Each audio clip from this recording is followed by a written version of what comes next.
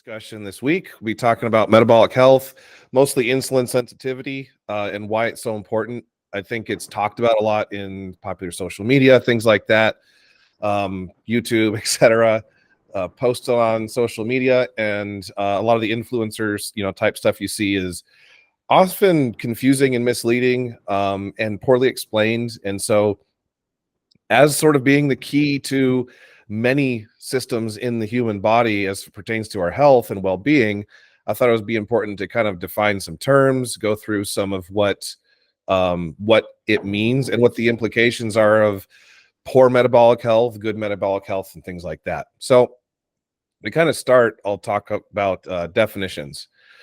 So metabolic health pertains to generally what we're talking now. The metabolic system has many working pieces and components, but what's particularly pertinent to those of us who live in the United States of America is insulin sensitivity. That's really what it boils down to, for the most part. That's where we're wrecked. We have poor mitochondrial health as well due to other things, including lack of insulin sensitivity, and lacking the capability to handle energy is a significant problem for the human body. So at its core, lack of insulin sensitivity or poor metabolic health, metabolic disease, is the body's lack of ability to handle energy intake on a fundamental level. There is something flawed, something broken. Usually, this is particularly true of the handling of carbohydrates. So anything that eventually turns into blood glucose, right? And that's why those that have metabolic disease struggle with insulin, or have insulin sensitivity issues, present with elevated blood glucose levels and elevated insulin levels, which is part of the disease state that one might find yourself in if you are type 2 diabetic or pre-diabetic, which is probably at this point the majority of Americans. If you're not type 2 diabetic, you just probably haven't been diagnosed yet. If you live a typical, fairly sedentary American lifestyle that involves not sleeping enough, having poorly regulated sleep, and eating a lot of processed food, things like that. So ultimately, what are we trying to do? We're trying to help the body's ability to process foods and make it more competent, make it more capable to process energy. Now, unfortunately, while the disease presents itself as the inability to handle carbohydrates and sugars, it implicates the body's ability to do things like take in protein and use it adequately for building and growth and things like that, and repair and restorative processes. It kind of has downstream effects for everything. So hormonal, we're talking peptide hormones and sex hormones. So those that are with what we could say water soluble and fat derived or lipid derived. It will affect basically your state of mind, your state of being, likely is implicated in dementia and other mental and cognitive issues, and then eventually also winds up damaging the cardiovascular and renal systems, meaning the kidneys and heart, besides kind of putting systemic stress on the whole body overall. People that are type 2 diabetic don't heal as well because of that inability to handle energy in an efficient manner. And so that's kind of the definition side. I think it's sort of self-explanatory why it's so important after all of that if you can't handle energy, then you can't do the things that you need to do as a human. Your body can't be a human in a competent manner. So how do we address this? How do we protect from it? And how do we address it? So those are actually two separate things generally. So if you find yourself with some sort of metabolic disease, meaning type 2 diabetes, I'm not going to address, by the way, type 1 diabetes in this discussion, because type 1 diabetes is different, and a lot of type 1 diabetics are also type 2. I'm addressing the type 2 side of the equation. Type 1 is a different thing. The way it's managed is a little bit different. There's a lot of similarities and overlap, but I don't want to go into that whole thing. And honestly, doctors are fairly good at treating type 1. In the sense that you need insulin, and it's pretty much that simple. You have to count your carbs and take the right amount of insulin to manage your blood sugar. But the diet principles apply equally across both, because those that are type 1 diabetic, you're managing your blood glucose basically by yourself. I mean, you might have a glucose or an insulin pump or something like that kind of does it for you, but it's never as good as your own pancreas could do it if it was working. So anyway, Those of you that are type 1 that might be hearing this, the dietary principles still apply pretty well. So let's go from disease state to health state, right? How do we want to rehab a disease state? What's the approach? What are we doing? How do we make it happen? And then once you're in a healthy state, how can you maintain that healthy state? Particularly if you're someone who's been type 2 before. So if you've been type 2 or had metabolic disease, you're sort of prone to it for life. It's not, it can be in remission more or less, in the sense that you have managed blood glucose levels going forward and everything seems fine. And you can even sort of get away with certain cheats and things like that once in a while. But your threshold for regression is going to be nearer than someone who's never been type 2 diabetic. So it's easier for a former type 2 diabetic to regress into type 2 diabetes than it is for someone who's never been type 2 diabetic. I don't have a clinical reason for this in making a claim like that, but it's just an observational thing. It just seems to be the case. Now, some of this could be behavioral, some of it could be biological. We don't know how much of it's physiological and how much of it is physical, or I should say psychological. I suspect it's a combination of both, right? Because if you struggle with diet, then you're someone that's probably going to be prone to struggle with diet mentally, for life, if you've had bad habits as it pertains to food. So it's probably some combination of the two would be my presupposition. And I'll kind of go forward with that supposition. And it probably is to varying ratios of degrees between various peoples. Okay.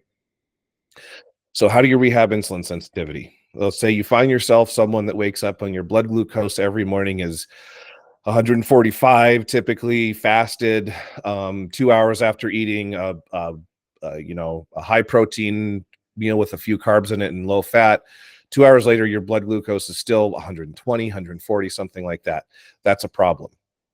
How do you fix it? You may have to go on a low carb diet. Often that's not the case, though.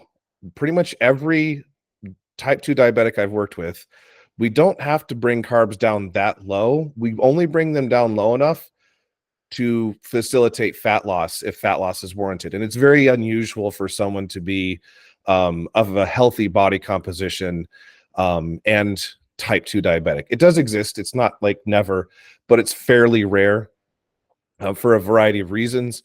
But we'll just sort of presuppose that, generally this is going to be someone that is overweight. They have more adipose tissue than they should. And so we're going to bring that down. Now, the dietary principles I follow would dictate that you keep protein at a constant, you keep fats at a constant. For sometimes you could bring fats up and down a little bit, but that's fairly nuanced. And so for a purpose of our discussion, protein is at gram per pound of body weight, and fats are going to be half of that. And then carbs come in to facilitate weight gain, maintaining weight, or weight loss. And so one of our top priorities with someone that's type 2 diabetic is going to be to lose weight. We just need them to weigh less in general. We need them to drop adipose tissue, and that will help regulate their blood sugar better. One, because of the fat loss, but also because we're also being, shall we say, more gentle to their metabolic health, to their insulin receptors.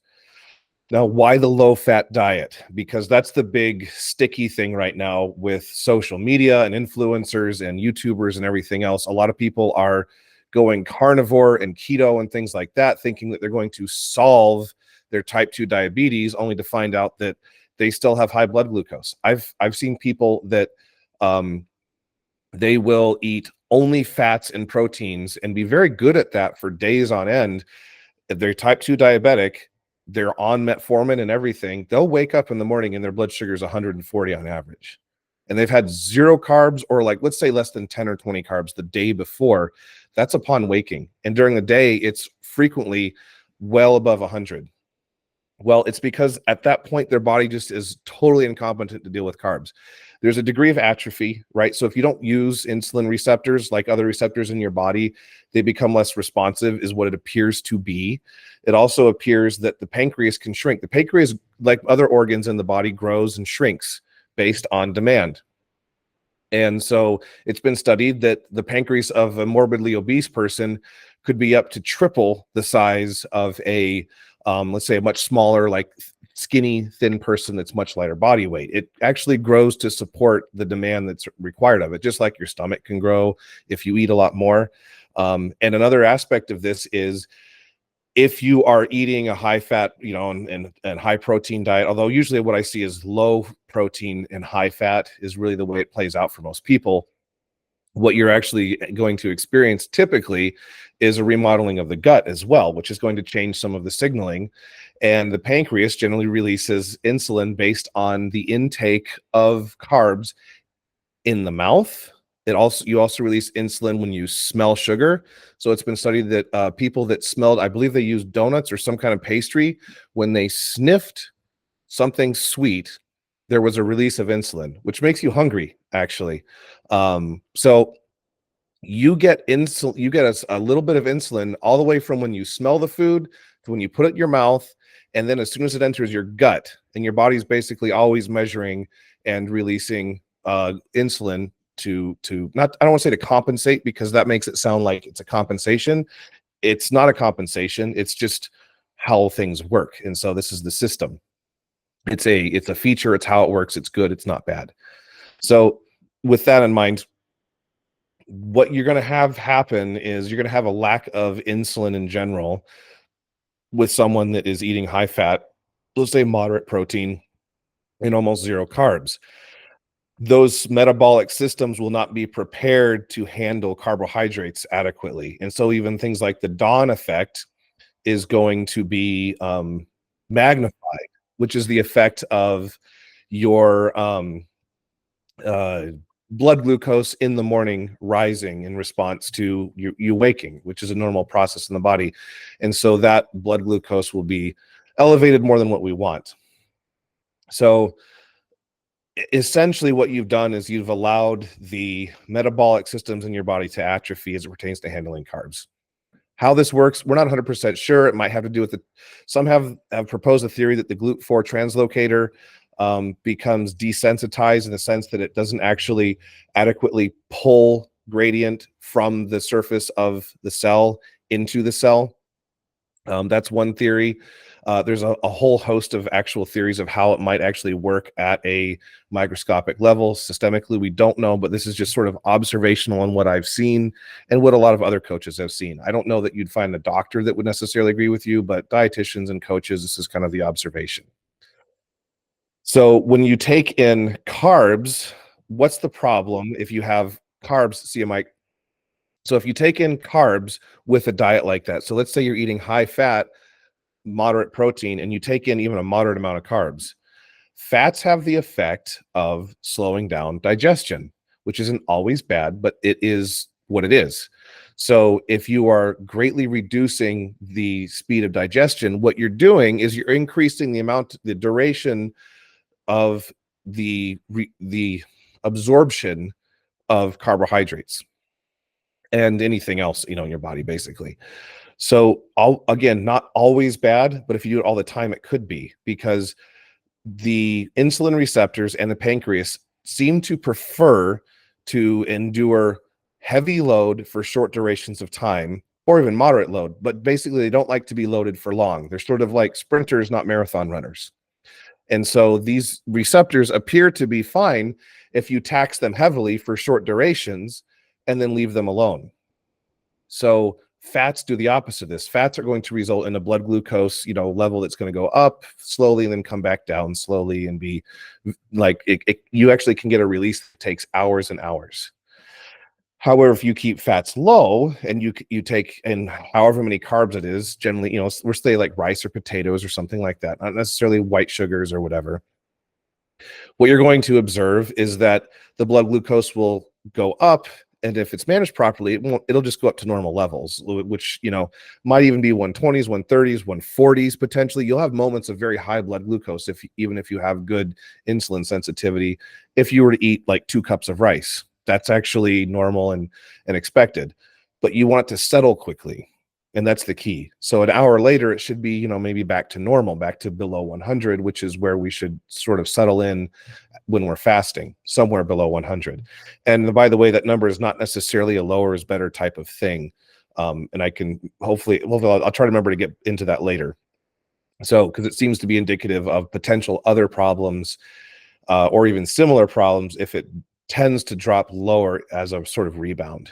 So, when it comes to taking in those carbohydrates, we want the system to be under a short duration of load, however big the load is. We don't want a longer load. We don't want the duration of the load to be greater. That's what appears to reduce the effectiveness of insulin receptors over time. Now, a really good piece of supporting evidence for this being the case is the American diet.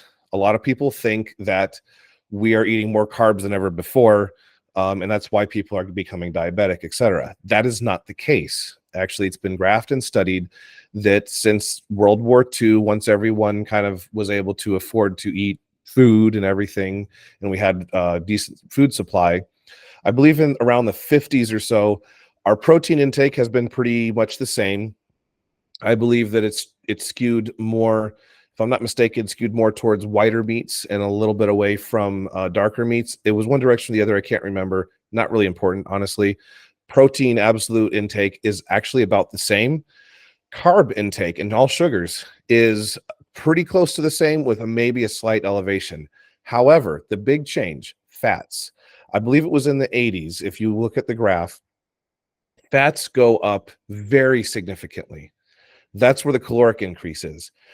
And what I think probably makes it worse is that these are fats that are associated with the intake of highly processed foods. So we're not just talking about animal fats and, butter and things like that. We're talking about seed oils and canola oil and soy oil. I'd be soy oil, canola oil, and I forget what the other one is that's used for like pastries and stuff. Shortening. Those three make up a lot of what you could find in processed foods, and they're very cheap to manufacture. And that's the big reason why is it makes food, it's easy for it to be cheap. It's very shelf stable. And so they're also the byproducts of other food processing, manufacturing processes, if you will. And so it's sort of synergistic with making a profit off of making these types of things. And making a profit is not necessarily bad. It's why are you doing what you're doing, that kind of thing. So in this case, it may or may not be nefarious, but what it certainly is doing is it appears to be causing harm to people because we're eating more and more of these kinds of foods. My guess is this is a way to inject more calories into the same serving size, and it means that the same foods will taste better. Like if you eat a frozen lasagna, the low-fat version just doesn't taste as good.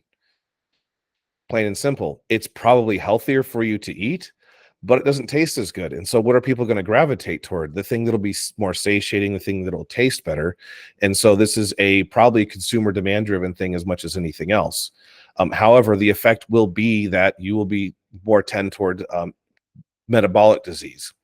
Now, what exacerbates this even further is how few Americans actually get adequate sleep, how few go to bed at the same time in the evening and then wake up at the same time in the morning, that kind of thing, and also go to bed looking at screens and all those kinds of things, stay sedentary, stay inside. So complete dysregulation of circadian rhythm means that your insulin sensitivity is going to tank.